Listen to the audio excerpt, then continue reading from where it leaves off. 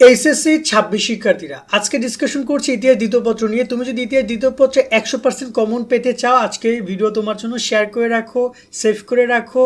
সময় হইলে তুমি ভিডিওটা দেখো বা দেখে তুমি প্রপার প্রিপারেশনটা নিও, যাতে করে তুমি ইতিহাসের জন্য কোনো প্রশ্ন মিস না যায়।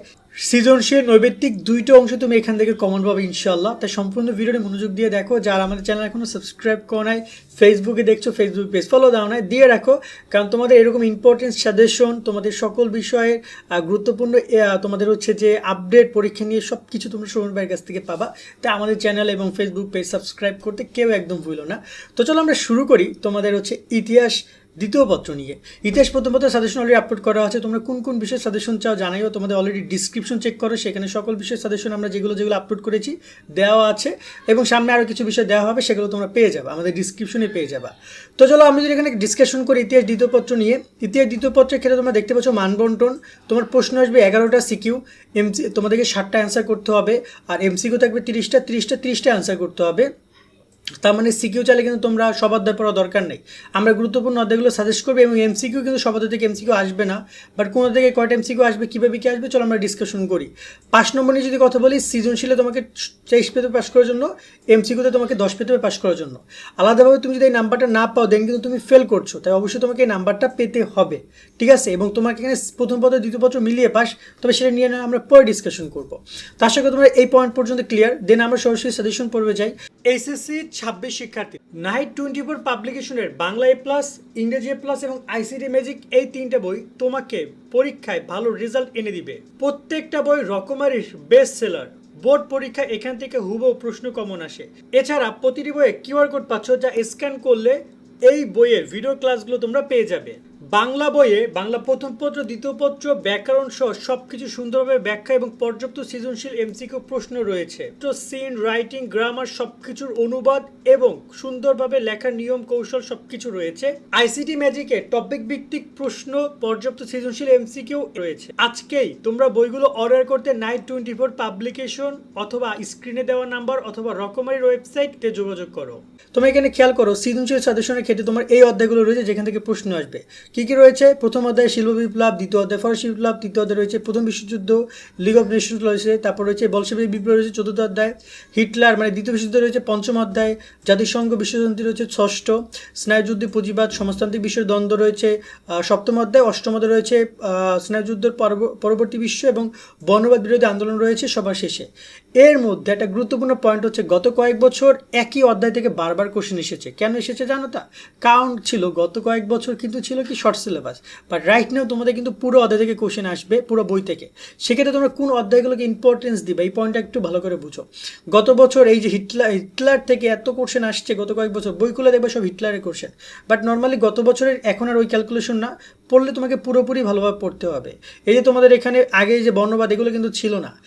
জাতিসংঘ ছিল, প্রথম বিশ্বযুদ্ধও ছিল, ফরাসি বিপ্লবও ছিল, বলশেভিক বিপ্লব ছিল। এই অধ্যায়গুলো গত কয়েক বছর সিলেবাসে ছিল, ঠিক আছে? আর বাকি অধ্যায়গুলো কিন্তু ওরকম ছিল না, কিন্তু বাকি অধ্যায়গুলো মিলিয়ে এখন তোমাকে পড়তে হবে। আর ইতিহাস প্রথম পত্রের ক্ষেত্রে যেভাবে তোমাকে একটা ফর্মেট মেনটেন করতে, ইতিহাস দ্বিতীয় পত্রে কিন্তু খুব বেশি ফর্মেট নাই। বাট এখানে আমি গুরুত্বপূর্ণ অধ্যায়গুলো নিয়ে ডিসকাশন করি, যে অধ্যায়গুলো তোমাদেরকে পড়তে হবে অফকোর্স। যার মধ্যে তোমাদের প্রথমে রয়েছে ফরাসি বিপ্লব। এই অধ্যায়টা খুবই গুরুত্বপূর্ণ, এবং এখান থেকে এবছর কোশ্চেন আসবে। টোটাল অধ্যায় কিন্তু তোমাদের 9টা, টোটাল 9টা অধ্যায় তোমাদের রয়েছে।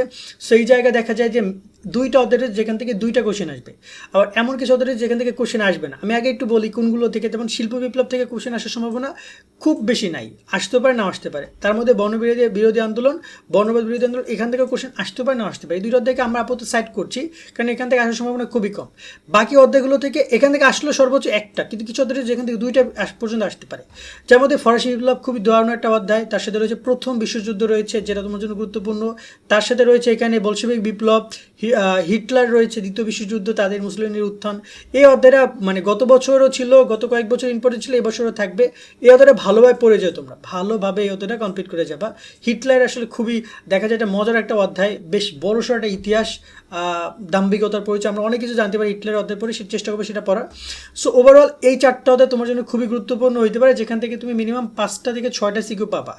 আরও তোমাকে মোটামুটি 2টা অধ্যায় পড়া উচিত, যার মধ্যে একটা রয়েছে জাতিসংঘ, যেখান থেকে প্রশ্ন কনফার্ম দিবে, এবছরও দিবে। ওভারঅল এই 5টা অধ্যায় পড়লে আশা করা যায় 6টা থেকে 7টা প্রশ্ন পর্যন্ত তোমার পরীক্ষায় কমন পড়বে এই 5টা যদি তুমি পড়ো। এখন এই জায়গায় দেখা যায় তোমার কিন্তু এমসিকিউ পারপাসও কিছু অধ্যায় পড়া লাগতে পারে, সেই জায়গায় আমি তোমাদেরকে আরও একটা অধ্যায় সাজেস্ট করতে চাই সব মিলিয়ে। সো ওভারঅল তুমি সব মিলিয়ে শিল্প বিপ্লবটা পড়ো, যেহেতু এই অধ্যায়টা থেকে এমসিকিউ ব্যাপক আসবে, যে অধ্যায়গুলো থেকে সিকিউ কম আসবে সেগুলো থেকে এমসিকিউ আসবে। সেক্ষেত্রে তুমি শিল্প বিপ্লবটাও পড়ো, ফরাসি বিপ্লব পড়ো, প্রথম বিশ্বযুদ্ধ, বলশেবিক বিপ্লব, হিটলার, জাতিসংঘ, এই টোটাল 6টা হতে তুমি পড়ে যাও, তোমার সৃজনশীল নিয়ে টেনশন করতে হবে না।